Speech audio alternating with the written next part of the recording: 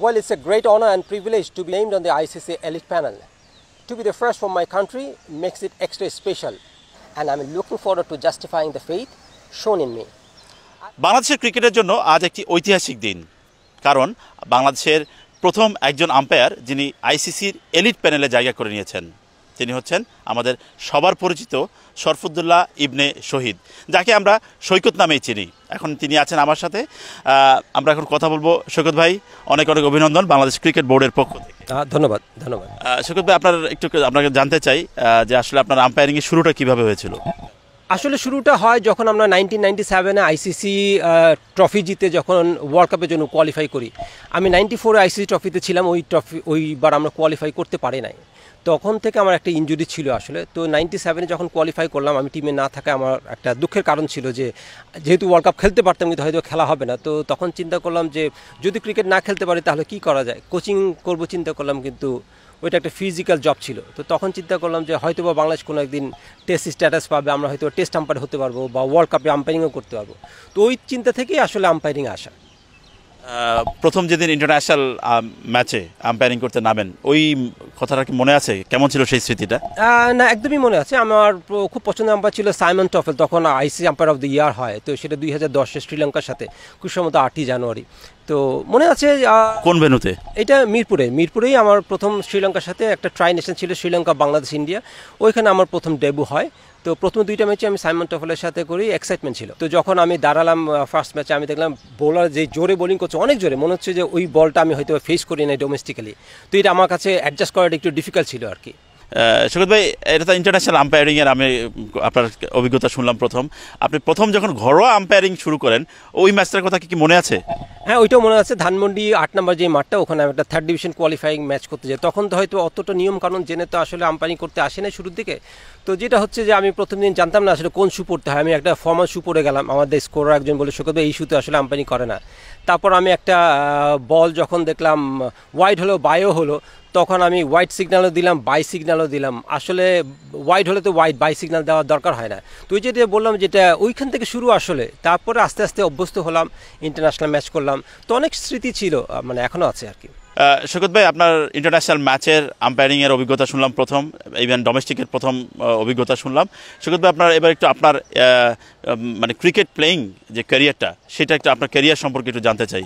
না, ক্রিকেটটা আসলে আমি ঢাকা প্রিমিয়ার লিগ খেলতে আসি 89-90-তে, যখন আমি ক্লাস 9-এ পড়ি। আসলে আমার প্রথম ম্যাচই হচ্ছে এই প্রিমিয়ার লিগে সূর্য তরুণ হয়ে আমি খেলি।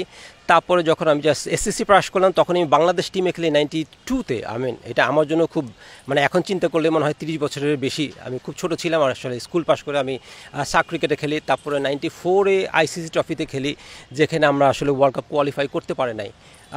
মজার বিষয় হচ্ছে যে আমি কিন্তু ন্যাশনাল টিমে খেলার পরে আমি আন্ডার-19 টিমে খেলি, যখন আমি ক্যাপ্টেন ছিলাম বাংলাদেশ টিমের আর কি।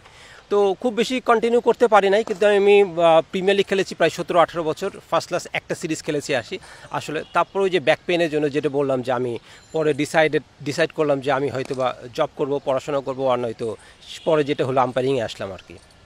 ওকে, আর আপনার সাথে সাথে আম্পায়ারিংটা একটা কঠিন, তো আসলে এটার জন্য প্রিপারেশনের জন্য পড়াশোনার বিষয়টা কি, আপনার এডুকেশন ব্যাকগ্রাউন্ডটা একটু আমরা জানতে চাচ্ছি।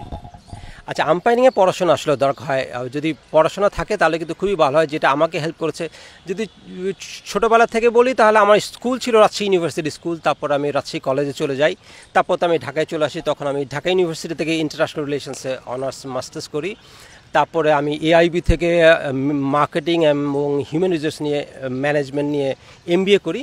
লাস্ট অস্ট্রেলিয়ার মাটিতে গিয়ে আপনি টেস্টে আম্পায়ারিং করে আসছেন, সো এরকম অনেক অভিজ্ঞতা আছে আপনার। কিন্তু যখন আপনি বাংলাদেশের হয়ে আম্পায়ারিং করতে নামেন, তখন ওই অনুভূতিটা কেমন লাগে? এখানে আসলে আম্পায়ারিং করাটা খুব চাপের হয়ে যায়, যেখানে হচ্ছে যেটা আমরা তো ক্রিকেটের অবসেসড নেশন। তো এখানে হচ্ছে যে সবাই চায় দেশটা জিতুক, দলটা জিতুক, আমরাও চাই দিন শেষে। কিন্তু আমাদের একটা জিনিস বুঝতে হবে যে আমরা যখন মাঠে যাই, তখন কিন্তু আমাদেরকে নিউট্রালিটি মেনটেন করতে হয়। We cannot be bias. সেটা দিন শেষে হয়তো বাংলাদেশ টিম জিতলে আমাদেরও খুশি হয়, যেটা আমি বললাম, আমি নিজেও বাংলাদেশ টিমের পক্ষে খেলেছি।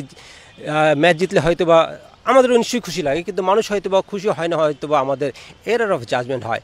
এটা part of our life, part of umpiring এবং পার্ট অফ ক্রিকেট, এটা মানুষের মেনে নিতে হবে।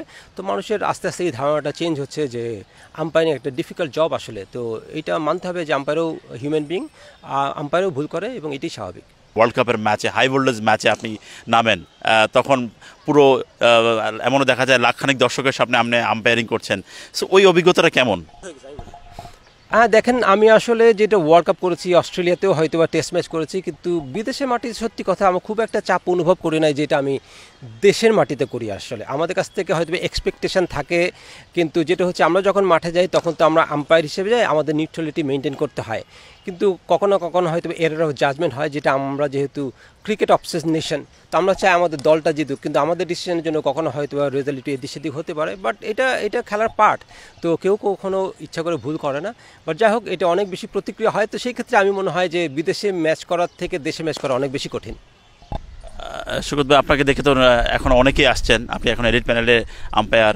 সো মানে আপনাদের পরবর্তী জেনারেশন যারা বাংলাদেশে আম্পায়ার হওয়ার জন্য অনেকে আগ্রহ প্রকাশ করছে, আমরা দেখছি অনেকে আসতে, ইভেন ক্রিকেটারদের মাঝখান থেকে অনেকে আগ্রহ প্রকাশ করছেন ন্যাশনাল টিমের প্লেয়ারদের মাঝ থেকে।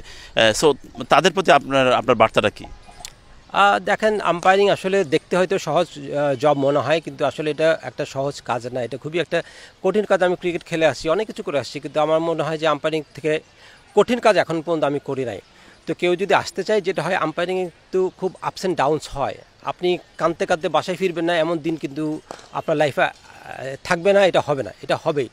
তো কেউ যদি আসে, যেটা হয় আমাদের দেশের পার্সপেক্টিভে যেটা হয়, আম্পায়াররা খুব আনডিউলি ক্রিটিসাইজ হয় আর কি। হ্যাঁ, যদি একটা ভালো দিনও করে আসি, হয়তো এমন একটা পারসেপশন তৈরি হয় যে আমরা হয়তো ভালো দিন কাটাই নাই। তো সেই ক্ষেত্রে আমি বলবো যে কখনোই নিজের উপর কনফিডেন্সটা না হারাতে, যেটা ওই স্টেজটা কিন্তু আমি পার হয়ে আসছি আর কি, এটা একটা দিক। আর যেটা যারা আসতে চায় তাদেরকে আমি বলবো যে আম্পায়ারিং কেউ চায় যে হয়তো বিখ্যাত হতে আসে, ভাইরাল হতে আসে, অথবা যেটা they want to be liked by everyone. Umpiring যেটা জব, একটা ফাইন্যান্স অফিসারের মতন অথবা একটা জাজের মতন জব আর কি, যে you cannot be popular character. Okay, so rather than to be liked by everyone, যেটা মনে হচ্ছে whether we are respected by others, এটা হচ্ছে মোস্ট ইম্পর্ট্যান্ট। তো আমাদেরকে সবসময় বলা হয় to maintain the low profile, যেটা আমি সবসময় করে আসছি, যেহেতু ভালো দিন খারাপ দিন আসবেই। সো এইটা যদি সবাই মেনটেন করতে পারে, আর যদি কনফিডেন্স ইনট্যাক্ট রেখে যদি নিজেকে লক্ষ্যটা স্থির রাখতে পারে, সাকসেস হবেই। জানি যে আপনি লাস্ট ওয়ার্ল্ড কাপে ইন্ডিয়াতে, যেটা ভারতে অনুষ্ঠিত হলো 2023 সালে, সেখানে আপনি 5টি ম্যাচে অন ফিল্ডে ছিলেন। আসলে এটা একেবারে তরতাজা এক্সপিরিয়েন্স, নিশ্চয়ই একটু আমাদের সাথে একটু শেয়ার করবেন? হ্যাঁ, দেখেন, আমি যতগুলি ম্যাচ করেছি সবগুলি ইন্টারেস্টিং ছিল। হয়তো বা ফার্স্টের 100 হয়েছে, 7 দিন পরেই ফার্স্টের 100 ব্রেক করেছে ম্যাক্সওয়েল, আবার 200 করেছে। আফগানিস্তান ইংল্যান্ডকে হারালো, নিউজিল্যান্ড অস্ট্রেলিয়া ম্যাচটা খুব টাইট গেম ছিল, কিন্তু আমার কাছে সবচেয়ে টাফ ম্যাচটা ছিল আসলে আফগানিস্তান নেদারল্যান্ডস।